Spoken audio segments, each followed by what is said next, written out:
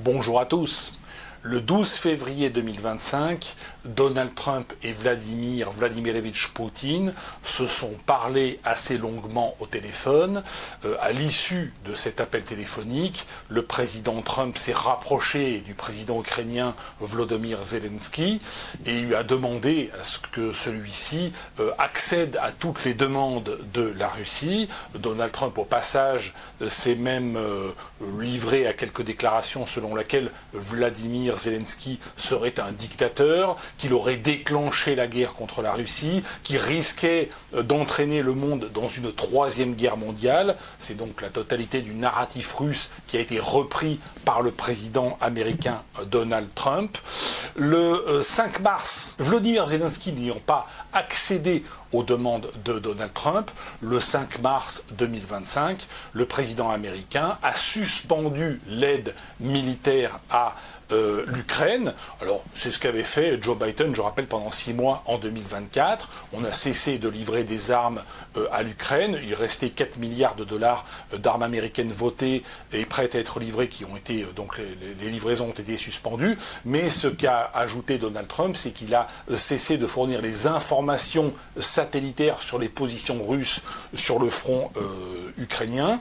Et là, effectivement, cela a posé un certain nombre de problèmes à l'armée ukrainienne. Alors, cette attitude est franchement pas très sympathique, sans être proprement scandaleuse. Cette attitude n'est pas proprement choquante. Cela dit, elle est amorale. Qu'aurait-on pensé en 1917 si le président des États-Unis avait dit aux Anglais et aux Français « Je cède toute aide militaire aux Alliés et je veux faire un deal avec le Kaiser Guillaume II », il aurait fait un sacré cadeau au Kaiser Guillaume II, il lui aurait certainement assuré une victoire militaire. Que aurait-on pensé en 1944 si le président des États-Unis avait dit aux Anglais et aux Russes « Je cesse de vous livrer des armes et je cesse de vous soutenir économiquement parce que je veux faire un deal avec Adolf Hitler et je veux faire du business ». Et puis il y a eu assez de morts comme ça entre 1939 et 1944.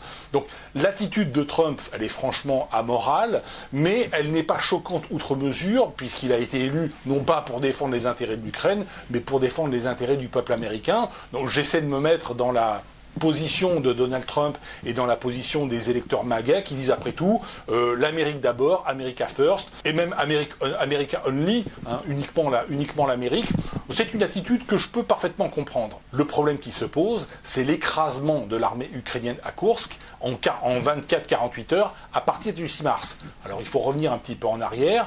Vous savez qu'au mois d'août 2024, l'armée ukrainienne a lancé une offensive sur la région de Koursk, sur l'oblast de Koursk, a conquis une partie de cette oblast, et pendant 7 mois, donc de août 2024 à mars 2025, les Russes ont envoyé le maximum de leurs divisions et le maximum de leurs forces pour reprendre cette oblast de Koursk.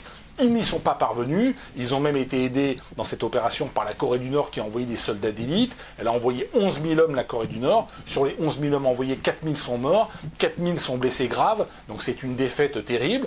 Et puis là, en l'espace de 24-48 heures, subitement, l'armée ukrainienne est entièrement détruite à Koursk. Alors il y a deux solutions. Soit les Russes ont trouvé une arme nouvelle ou ont des renseignements par leurs propres moyens qui leur ont permis de frapper par l'artillerie et par les drones les troupes ukrainiennes stationnées à Koursk. C'est une première possibilité. Mais à ce moment-là, pourquoi ils ne le font pas sur la totalité du front ?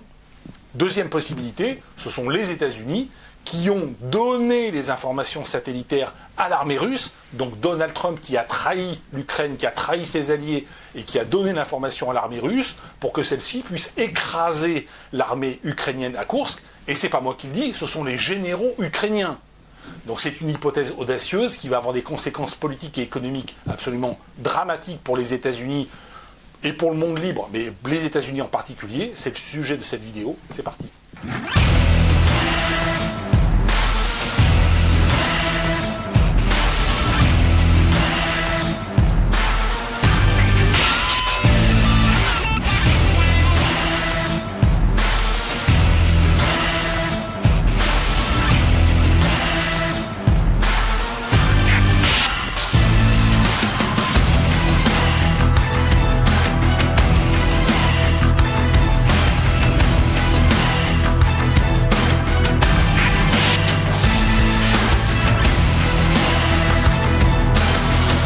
Que s'est-il donc passé lors de cet entretien téléphonique du 12 février entre Donald Trump et Vladimir Poutine? Eh bien, on peut imaginer que Donald Trump lui a dit « Je veux arrêter la guerre, je veux faire du business avec l'Ukraine, je veux faire du business avec la Russie, vous vous êtes suffisamment entretués depuis maintenant 3 ans, je veux rompre aussi avec la politique qui a été menée par Joe Biden, donc il faut qu'on puisse faire un deal et... avant de faire un deal, il faut un cessez-le-feu d'au moins une trentaine de jours. Et on peut imaginer que Vladimir Poutine lui a dit « Moi, je suis prêt effectivement à signer un cessez-le-feu tout de suite, mais il faut remplir un certain nombre d'exigences. » Et notamment, moi, j'ai un très gros problème, moi, Vladimir Poutine, c'est que depuis août 2024, il y a une incursion de l'armée ukrainienne dans l'oblast de Koursk, et je suis obligé, avant toute négociation, au préalable, de détruire cette armée ukrainienne à Koursk, et je n'ai pas les moyens, je ne parviens pas à détruire cette armée. Koursk est un bloquant pour moi, Vladimir Poutine, et on peut imaginer que Donald Trump, qui veut aller vite, qui veut débloquer la situation, qui veut mettre un terme à la guerre, qui veut faire du business, ce qui se comprend de son point de vue, disent à Vladimir Poutine, ben moi j'ai la solution, je peux donner un certain nombre d'informations à l'armée russe pour vous débarrasser de cette armée ukrainienne qui est à Koursk, et ensuite on pourra reprendre la négociation avec Zelensky, et puis ça va me donner un moyen de pression supplémentaire, moi Donald Trump, sur Zelensky, en disant, vous voyez, je suis capable du meilleur comme du pire, donc je suis capable de soutenir l'Ukraine, mais je suis capable aussi éventuellement de soutenir la Russie. Donc on peut imaginer ce qui s'est passé. Comment se fait-il que Donald Trump ait trahi aussi rapidement? Parce qu'il était pressé. Et n'oublions pas que Donald Trump est un joueur de golf, tandis que Vladimir Poutine est un joueur d'échecs. Et à ce petit jeu, eh bien, Poutine est arrivé à piéger Donald Trump, car aujourd'hui, Vladimir Poutine est en position de faire chanter Donald Trump. Puisque si Donald Trump a donné effectivement à l'armée russe des informations qui permettent à l'armée russe d'écraser l'armée ukrainienne à Koursk, eh bien aujourd'hui, Vladimir Poutine pourrait, sur la scène internationale, dire Donald Trump a trahi les Ukrainiens, il m'a donné les informations pour pouvoir écraser l'armée ukrainienne à Koursk, et à ce moment-là, les conséquences politiques et économiques pour les États-Unis seraient absolument considérables, puisqu'on peut imaginer qu'un grand nombre des alliés des États-Unis d'Amérique, à commencer par le Canada, l'Australie, le Royaume-Uni, les pays européens, la Turquie, mais aussi les pays du Golfe Persique, l'Arabie Saoudite, les Émirats Arabes Unis, le Japon, la Corée, se détournent des États-Unis pour l'achat d'armes américaines, et même qu'un grand nombre d'investisseurs européens, canadiens, pays du Golfe Persique, du Grand Japon, c'est-à-dire Japon, Corée du Sud, Taïwan, cessent d'investir de l'argent aux États-Unis, cessent de soutenir le dollar. Je rappelle que le déficit commercial américain était de 800 milliards de dollars en 2024.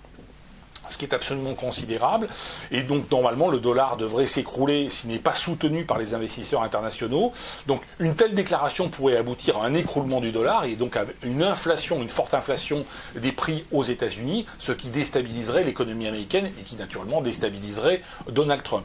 Donc les conséquences d'une telle révélation seraient catastrophiques, et je pense qu'aujourd'hui, Vladimir Poutine fait chanter Donald Trump. Alors c'est quelque chose dont on aura la preuve d'ici quelques jours, parce qu'il n'est pas exclu que Donald Trump soit convoqué à Moscou par Vladimir Poutine, car Vladimir Poutine, à mon avis, aujourd'hui, est le patron. C'est lui qui dirige, c'est lui qui commande Donald Trump. C'est une situation extraordinaire, mais c'est comme ça que ça pourrait se passer. Je pense qu'il peut convoquer Donald Trump à Moscou, qu'il peut humilier Donald Trump à Moscou, en faisant une conférence de presse au cours de laquelle Vladimir Poutine va exiger que Donald Trump se rende à nouveau auprès de Volodymyr Zelensky et fasse pression sur Volodymyr Zelensky et exiger par exemple le désarmement de l'Ukraine, ce qui est une exigence extravagante et relativement scandaleuse quand on voit que la Russie a agressé l'Ukraine depuis 3 ans. On peut imaginer que Donald Trump soit incapable de dire non à Vladimir Poutine, ce qui serait particulièrement humiliant dans le cadre d'une conférence de presse. On peut imaginer aussi que Vladimir Poutine ne signe pas la proposition de cessez-le-feu proposée par les États-Unis, ce qui est le cas aujourd'hui. Parce que Vladimir Poutine a dit oui mais. Oui mais, ça veut dire non. Ça veut dire je ne signe pas les accords que tu proposes. Alors que l'oblast de Koursk est libéré par les troupes russes. et qu'il n'y a plus aujourd'hui quasiment plus de troupes ukrainiennes dans cette oblast de Koursk. Donc, nous sommes dans une situation où les États-Unis, où Vladimir Poutine fait chanter Donald Trump, qui est une situation carrément inédite. La question que devraient poser les journalistes accrédités à la Maison-Blanche, c'est très simplement à Donald Trump, Monsieur le Président, avez-vous donné des informations à l'armée russe pour que celle-ci écrase l'armée ukrainienne présente dans l'oblast de Koursk? Question très simple. Alors, Donald Trump peut répondre par la positive. Il pourrait dire oui, j'ai donné les informations parce que je voulais débloquer la situation, parce que ça fait 3 ans que la guerre dure, parce qu'il faut y mettre un terme, pour des raisons humanistes, parce qu'on veut faire du business, parce que c'est ma politique. Donc, je pense que c'est une question, Donald Trump, je pense, est capable de franchise et il est capable d'argumenter sur ce sujet. Mais les conséquences, effectivement, économiques pour les États-Unis risquent d'être catastrophiques. Il peut aussi, Donald Trump, à cette question, répondre non, et dans ce cas-là, probablement mentir, sauf que si ce mensonge devait être répété lors d'une audition parlementaire devant le Sénat ou devant la Chambre des représentants américains, donc une prestation sous serment, s'il devait mentir sous serment, il serait parjure, et donc il risquerait l'impeachment. Donc je pense qu'aujourd'hui, Donald Trump s'est mis dans une fâcheuse situation suite à cet événement de Koursk. C'est à la fois un tournant. Est-ce que ça sera un tournant pour la guerre? Ça, je n'en sais rien, parce que la guerre, on ne sait pas quand elle va s'arrêter et de quelle façon elle va s'arrêter. Il n'est pas du tout certain qu'un cessez-le-feu soit signé. Même si un cessez-le-feu devait être signé, il n'est pas certain qu'il soit respecté par l'une ou l'autre des parties. Nous avons vu, il y a 24 heures, l'armée israélienne rompre le cessez-le-feu à Gaza et se lancer dans une très grande opération de bombardement. Il n'y a pas tellement de protestation des États-Unis. Donc, un cessez-le-feu, quand deux belligérants veulent cesser le feu et reprendre les hostilités, eh bien, ils le font.